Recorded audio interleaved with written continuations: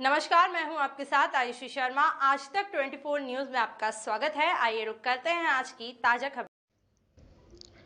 सांसद गजेंद्र पटेल ने सांसद सेवा केंद्र बड़वानी में पत्रकार वार्ता। सांसद गजेंद्र पटेल ने बताया कि संसद के मानसून सत्र के दौरान लोकसभा में कुल 25 विधेयक पारित हुए हैं और विपक्ष के कड़े विरोध के बावजूद केंद्र सरकार ने 25 विधेयक पारित कर देश के विकास में महत्वपूर्ण परिवर्तन लाया। और महत्वपूर्ण विधेयक पारित होने पर सांसद गजेंद्र पटेल ने खरगोन बड़वानी लोकसभा की देवतुल्य जनता की ओर से केंद्र सरकार का आभार और धन्यवाद माना।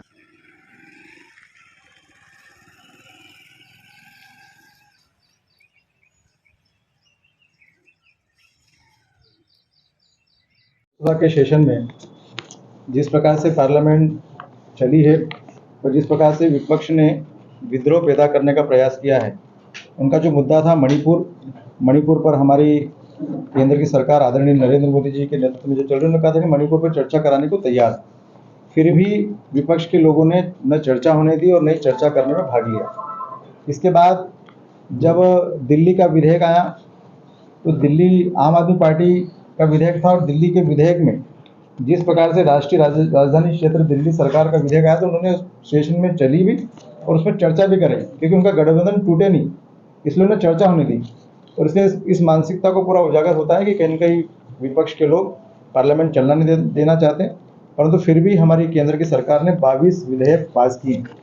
और निश्चित तौर पर देश की आज़ादी का ये अमृत महोत्सव है।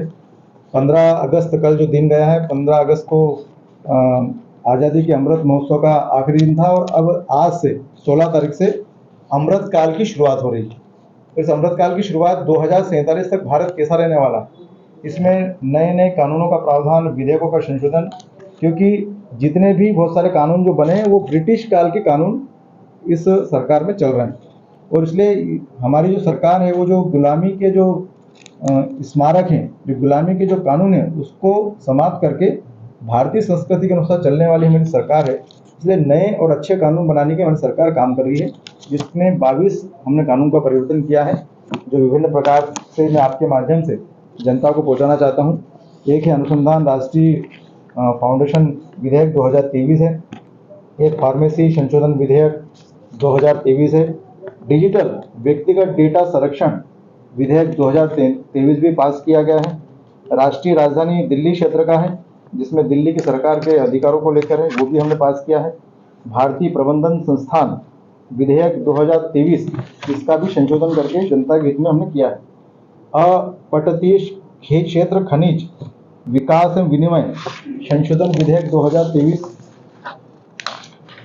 जन्म और मृत्यु का पंजीकरण, ये भी एक नया और बहुत अच्छा, क्योंकि इसका पंजीयन अब होगा डिजिटल पंजीयन, ये भी विधेयक हमने पास किया है, खान और खनिज संशोधन विधेयक, राष्ट्रीय नर्सिंग और मिडवाइफ आयोग विधेयक, राष्ट्रीय दंत चिकित्सा आयोग विधेयक, संविधान अनुसूचित जाति आदेश संशोधन अधिनियम, सिनेमेटोग्राफ संशोधन विधेयक 2023, तटीय जल कृषि प्राधिकरण संशोधन विधेयक 2023, वन संरक्षण संशोधन विधेयक, वनों की सुरक्षा को लेकर एक विधेयक पास किया गया है, जलवायु परिवर्तन जिस प्रकार से हो रहा है, विनियोग विधेयक, जम्मू एवं कश्मीर विनियोग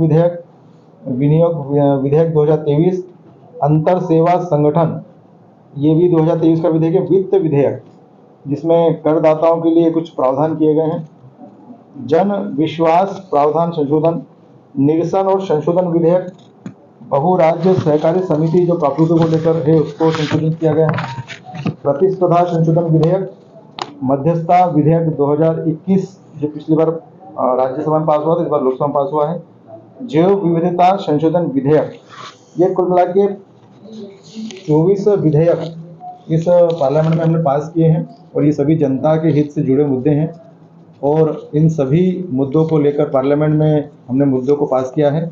मैं आपके माध्यम से जनता में ये विधेयक जाए और ये कानून कहीं न कहीं जनता के हित का लाभ का कानून रहेगा।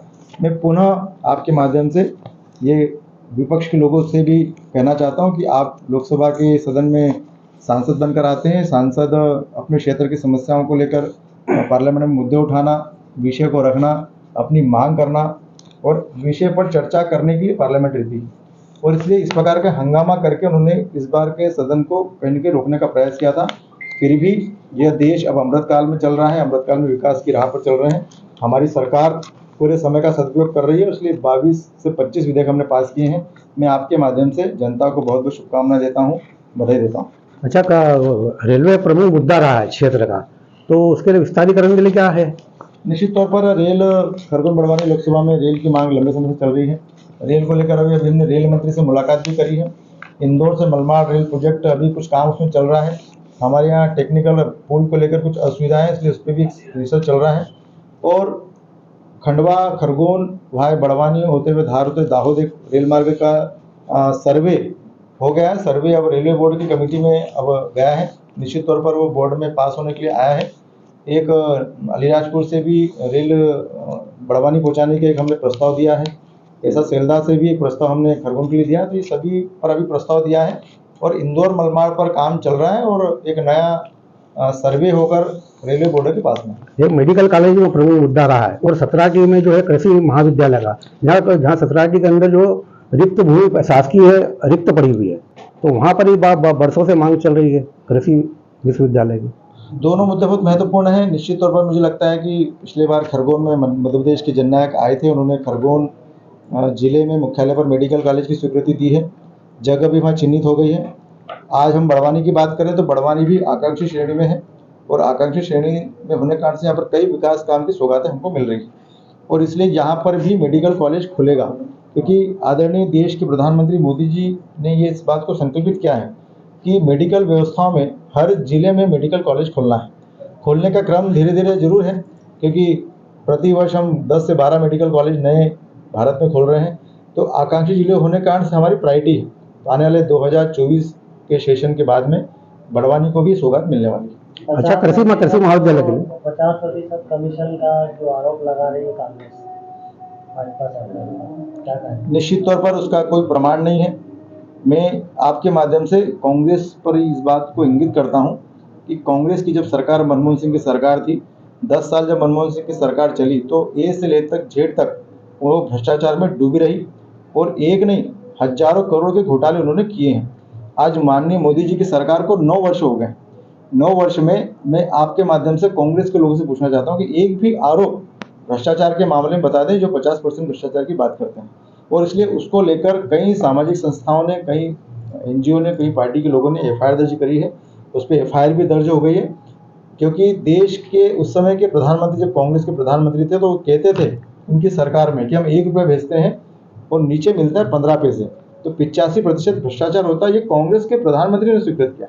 और आज मोदी जी की सरकार में जो 1 रुपया अगर मोदी जी किसी हितग्राही को भेजते हैं तो पूरा 1 रुपया हितग्राही को मिलता है।